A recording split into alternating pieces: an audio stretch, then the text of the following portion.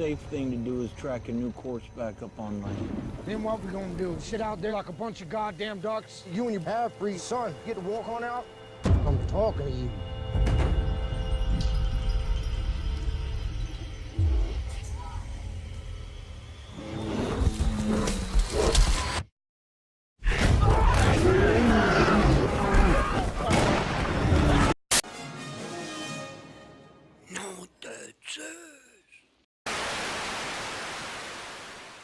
Toutes à tous et bienvenue dans ce nouveau numéro de Qu'est-ce qu'on regarde ce soir? Et ce soir on regarde The Revenant. Et en plus ça colle bien parce que vous voyez on parle de revenant, je me souviens de retour dans ma chambre, et d'habitude je tourne dans le salon. Mais là c'est les vacances, donc il y a les petits qui jouent dans le salon. Donc pour être au calme, je viens me planquer dans ma chambre. Ça faisait longtemps que je n'avais pas tourné ici, donc voilà, me voilà calé sur le lit. Et j'arrête de parler de ma vie pour parler donc du film The Revenant. Et ce film, eh ben, j'en suis revenu, car j'avoue, j'attendais beaucoup, parce que déjà j'apprécie beaucoup DiCaprio. Depuis l'époque de Titanic, il a prouvé qu'il était un excellent acteur. Il a d'ailleurs fait de nombreux films qui lui auraient valu des Oscars, il n'y est pas arrivé. Ce film, celui-là, a enfin apporté la consécration. Il le mérite, parce que franchement, s'il y a bien une chose qui est excellente dans ce film, c'est la prestation de DiCaprio. Il faut quand même pas dire que le gars, pendant plus de la moitié du film, c'est pas les trois quarts, il joue un mec qui est à l'agonie, à deux doigts de crever. Bon, on y croit vraiment qu'il est sur le point de crever, quoi, le DiCaprio. Donc franchement, chapeau pour sa prestation d'acteur.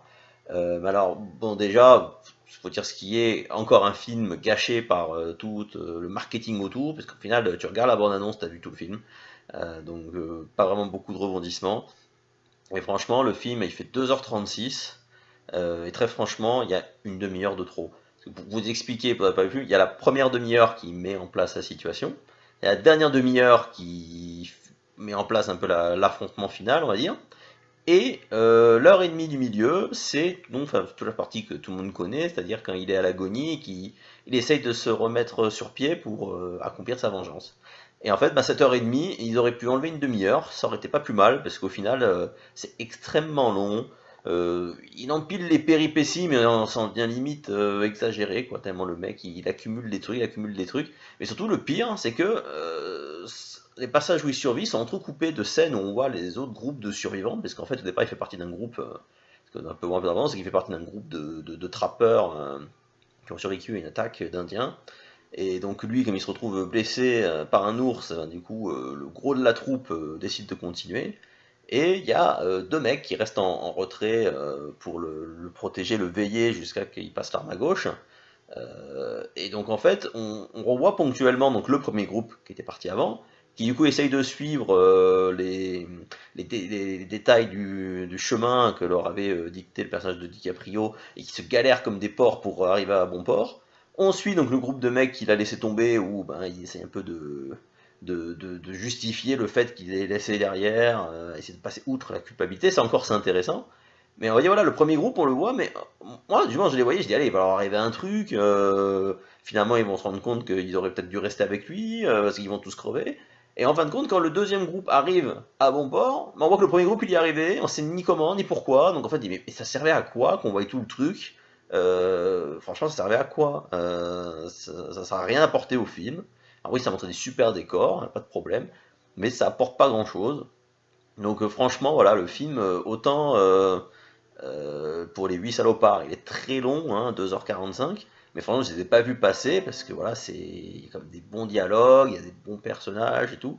Là, c'est vrai que The Revenant, c'est un peu un film, comme on voit souvent chez des auteurs réalisateurs espagnols, c'est vrai que c'est de la belle image, c'est des beaux plans, que le film est magnifique aussi graphiquement, il y a des super décors, mais moi j'avoue, quand je vais voir un film, c'est pas pour voir des cartes postales, hein. Pourquoi j'ai le DVD à côté de moi depuis tout à l'heure? C'est pas pour voir des cartes postales, c'est vrai que quand il y a une belle image, un bon travail sur les décors et tout, ça apporte un plus, hein, on le voit hein, dans les films de nous par rapport à la série. C'est vrai que le fait qu'on ait pu multiplier les décors grâce à l'apport du crowdfunding, ça apporte une valeur ajoutée incroyable au film. Mais là, le truc vraiment principal, les gens qui vont voir le film, c'est l'histoire, c'est les acteurs. Et je trouve que voilà, 2 heures et demie, franchement, il y a des moments où je me suis clairement chier. Franchement, ça bougeait pas. Voilà, je me disais, 2h30 au milieu, on aurait pu enlever une demi-heure de péripéties, ou même on aurait pu zapper tout le premier groupe, parce que le deuxième, encore, c'est important. Effectivement, les mecs, de voir l'état d'esprit dans lequel ils sont après l'avoir laissé derrière, c'est bien, c'est important et ça joue d'autant plus dans le final. Mais l'autre groupe, ça sert strictement à rien et c'est une perte de temps. Et c'est vraiment dommage parce que franchement, la première demi-heure qui était absolument pas montrée dans les bandes annonces, elle était énorme. Moi, franchement, la première demi-heure, j'étais à fond. La dernière demi-heure aussi, j'étais à fond.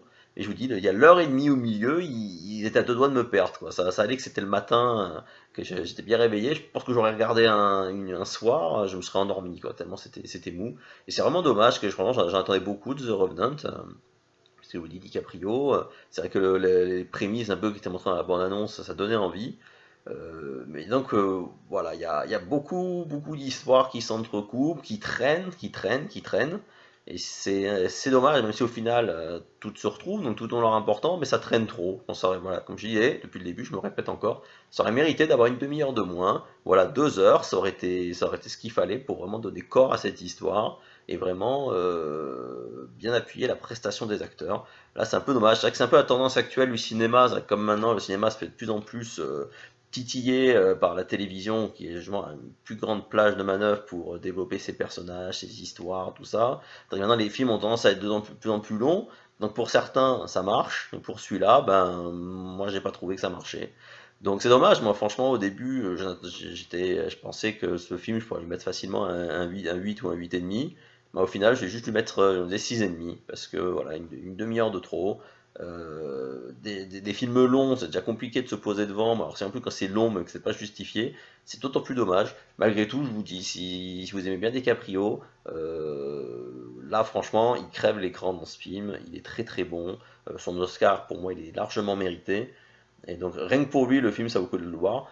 J'ai pas parlé d'autres acteurs, mais pareil, Tom Hardy, il est vraiment bon dans le rôle du méchant. Il y a toute une galerie de personnages secondaires aussi qui sont très bien joués, donc là franchement rien à dire sur les acteurs ou la photographie, mais trop long. Voilà. Écoutez, j'espère que cette petite chronique vous aura permis de vous faire une idée sur The Revenant. N'hésitez pas, comme d'habitude, à me faire part de vos impressions sur le film, positives ou négatives, et je vous dis à très bientôt pour un nouveau numéro de Qu'est-ce qu'on regarde ce soir?